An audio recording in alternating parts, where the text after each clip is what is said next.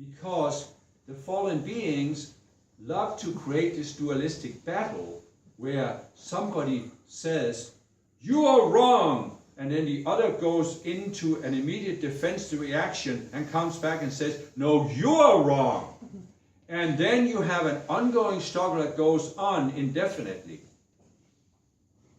But it is actually not a matter of challenging the fallen beings by saying, "You're wrong." The real way to challenge the fallen beings is to say, there's an alternative to your way of looking at life. There's an alternative to your way of looking at everything. There is a different way. There is a different level of consciousness than what you have. And what is the alternative? Well, ultimately, and in the most universal sense, it is the Christ consciousness, which is the alternative to the fallen consciousness. But of course, this can be expressed in many specific ways. You can go into any area of life, and as you come to these higher levels of your divine plan, you will build the discernment where you can go in. And many of you will see that you actually have the ability to do this. It starts with an ability to read vibration. Many of you have in your discussions here expressed how at some point you found some spiritual teaching or guru or some idea, and you just felt, "Oh, that's not for me. I'm not going to go into that." That is the beginning of discernment where you are able to read vibration. Your outer mind can't put words on why and what it is. But as you move higher in Christhood, you begin to be able to express this in words. And you begin to be able to go into almost any aspect of life, or at least areas where you have some knowledge and expertise, and you can identify this is a dualistic idea. This is an unbalanced view. You don't need to go out publicly and accuse this of being evil or fallen beings or whatever, but you can find a way to use words that people can relate to and accept, and you can express that this is not the highest possible viewpoint and there is an alternative. And this is one way to challenge the fallen consciousness. Now, for some of you, it may also be on a more personal level where you meet people who are either fallen beings or who are in the fallen consciousness, and you challenge them directly. Some of you have chosen to have fallen beings in your families or in your relationships. And it isn't, my beloved, necessary to challenge the fallen beings by going into a dualistic conflict with them. In fact, it might be constructive, at least for a while, to adopt the mindset that you're not challenging the fallen beings, you're challenging the fallen consciousness. Because it's easier for you to keep it at an impersonal level.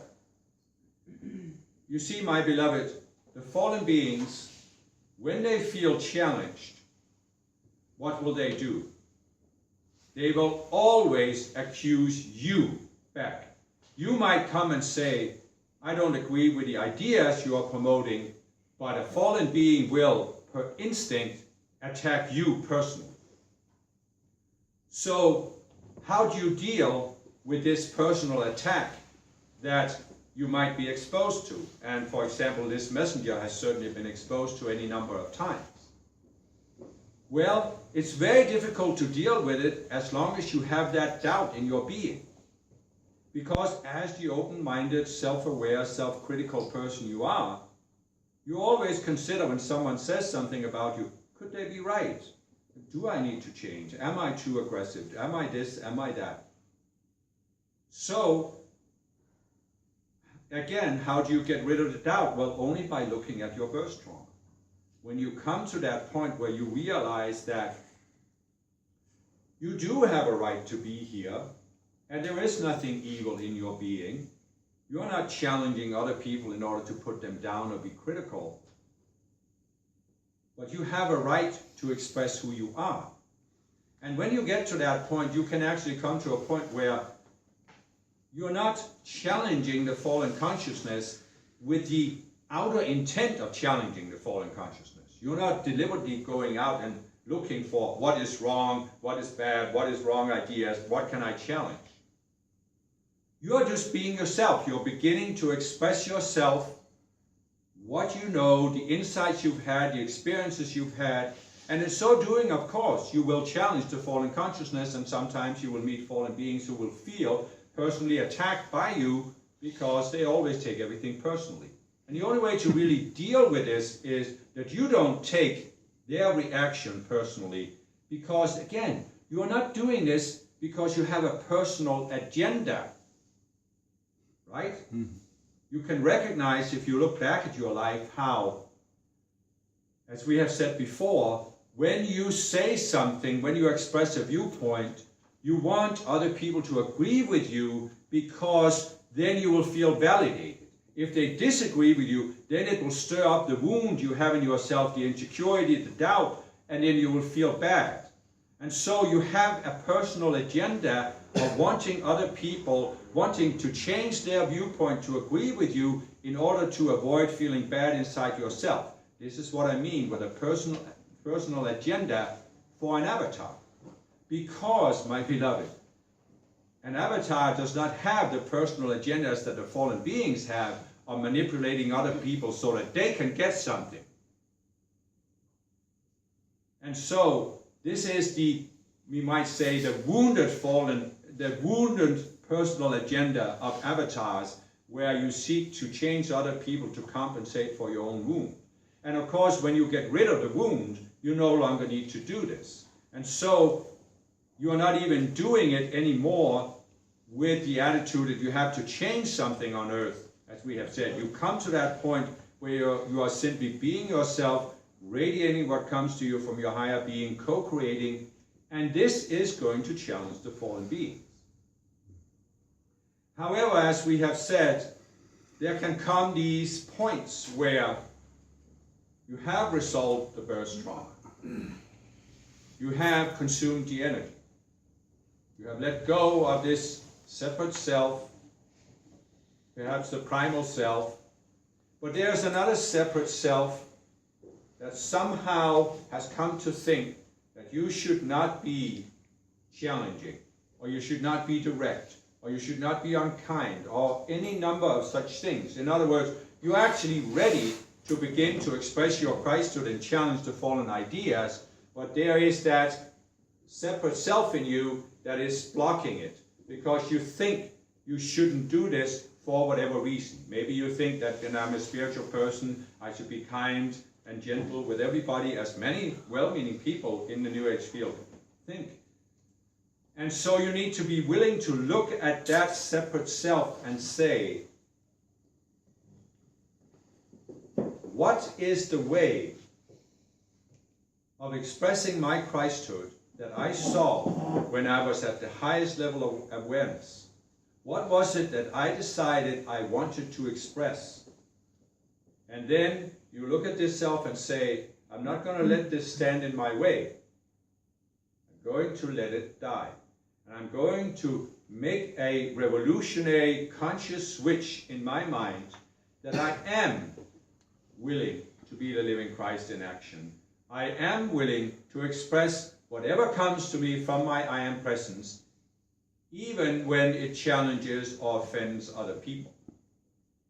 My beloved, we have said before that Christhood is not a popularity contest, that it is not something that will make you popular or will make other people comfortable. You will see that when I walked the earth on the dusty roads of Palestine, sometimes I would meet people who, just by encountering my presence, would become so uncomfortable because the light that I radiated stirred up their own inner demons, so to speak. And suddenly, those demons would scream and yell out at me. I'm not saying this will necessarily happen to you, but I'm saying that you need to recognize that the more light you have, the more there will be some people that will be uncomfortable when they encounter the light.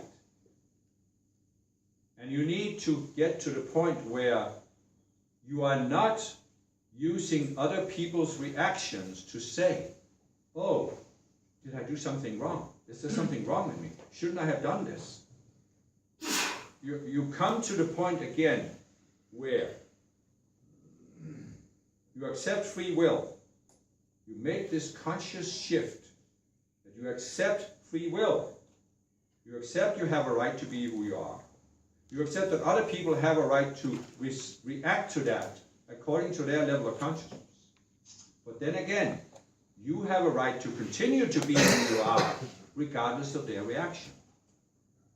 Their reaction is what? It's a result, ultimately, of their own choices. They may have a psychological pattern. They may have some internal spirits. They may have some demons possessing them that are causing the reaction, so they're not making a conscious choice. But ultimately, when you look back at the history of that live stream made certain choices that brought them to their present level of awareness. So their reaction to you is a result of their choices. And that, my beloved, is their free will, not your free will. You have no authority over their free will. And when you fully recognize that you have no authority over another person's free will, you also recognize you have no responsibility for their choices or the consequences. And this is where we might need to realize here that as an avatar, many of you came here because you looked at the earth, you looked at the suffering on earth, and you felt compassion for the people who were suffering. This is an ideal that is expressed in the East, especially related to Kuan Yin as the Bodhisattva idea. And the way it is told in the East was that Kuan Yin had come to the point where she had qualified for her ascension, or nirvana as they call it, and she could move on from the earth. But then, as she was ready to leave, she took one last look back, and she heard the cries of the world, those who were suffering, and she decided to remain on earth in order to help people overcome that suffering. Well, this is a Bodhisattva ideal of someone who had qualified for their ascension and still chose to remain with the earth, but it can just as easily be transferred to many avatars who also decided to come to earth because you heard the cries of the world, you saw the suffering. But what have we given you? What has this messenger realized as a result of processing the teachings on the birth trauma? It is that as an avatar, you were not in the ascended state of consciousness when you decided to come to earth. You had a higher level of consciousness. You came from a natural planet. Again, there was no evil in your being, but still you had something unresolved, something you hadn't learned. And what was it you had not learned? Well, it was the absoluteness of free will. This is one of the biggest challenges to find. My beloved, you could argue that the only problem the fallen beings have is that they have not fully experienced and accepted the absoluteness of free will. They are still seeking to find ways to manipulate free will, the free will of others, or to stretch their own free will in what they think will give them greater freedom, because they don't realize that they have absolute freedom. You understand? Some fallen beings will not acknowledge, that they have absolute free will. They have in their minds created this epic drama that God is limiting their free will, and therefore the only way to express the free will is to rebel against God by doing the opposite of what God wants them to do. They just don't acknowledge that the God who wants them to do something is of their own creation and exists only in their own minds. Whereas the real Creator has said, you have complete free will.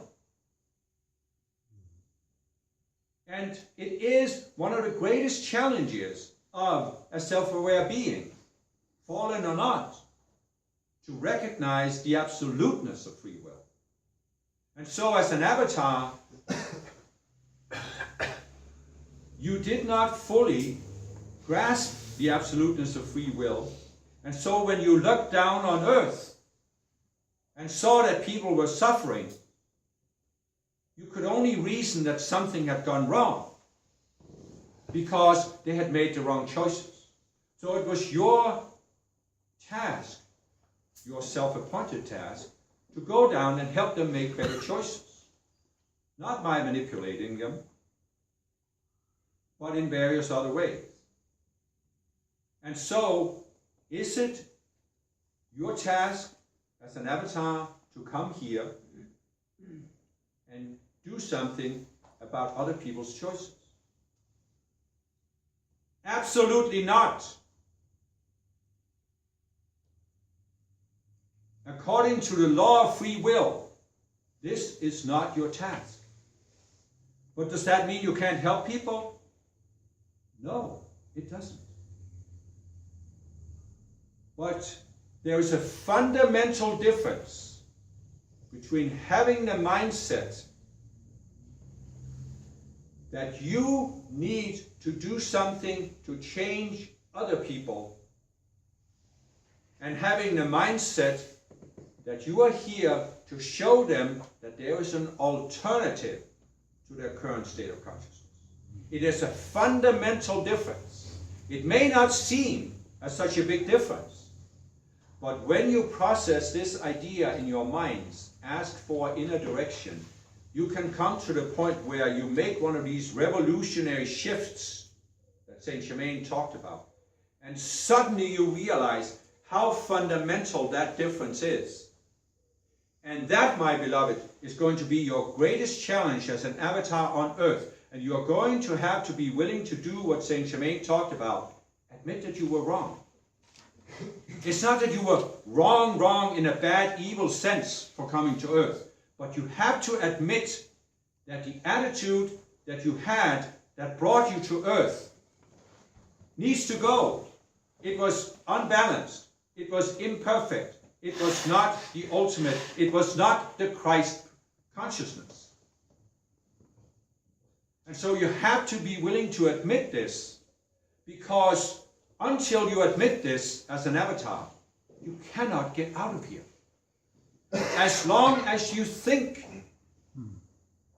that your reason for coming to earth, or that your success for coming to earth, was to change somebody else, to change their free will choices, you cannot let go of this planet. There will be some other task you have to do, some problem you have to solve, some epic struggle you have to fulfill. It can go on, my beloved, indefinitely. That is one of the things we wanted to show you in the book about my lives, where it takes 2 million years for me to get over the illusion that brought me here. It can take even longer. And so you need to recognize this.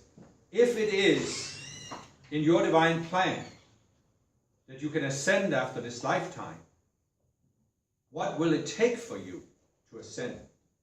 Sometimes, and especially in previous Ascended Master organizations, students get this almost mechanical view of the ascension.